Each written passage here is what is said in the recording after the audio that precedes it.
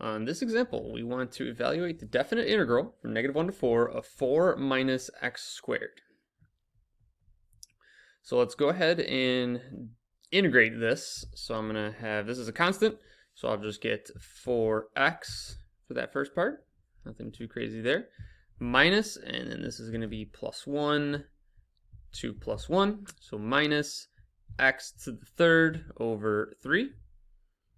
And that's going from -1 to 4. So nothing too out of this world for the integral portion, but I think we're going to have to be pretty careful with the actual evaluation part where we're plugging in -4 and 1. -1 and 4. So we're going to plug in 4. So this is going to be 4 times 4 minus 4 to the third over 3 minus, get in the habit, whenever you're doing this second portion here, just throw a parentheses there. So minus, parentheses, and then plug in your -1.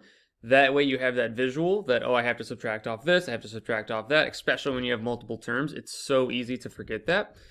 Or if you don't want to put the parentheses, then flip all the signs as you write down this next line. So I'm going to have 4 times -1, especially when we're plugging in -1. Things are going to get really complicated if you're not careful. So minus, and then -1 to the third over 3.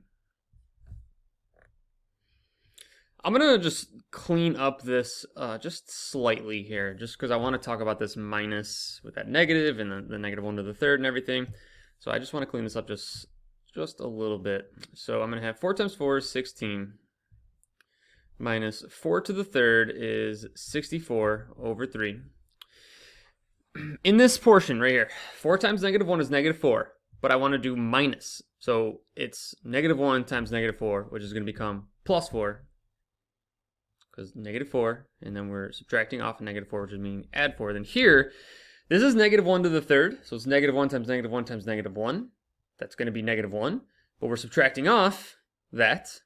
So this is minus -1 over 3, which then becomes plus a third.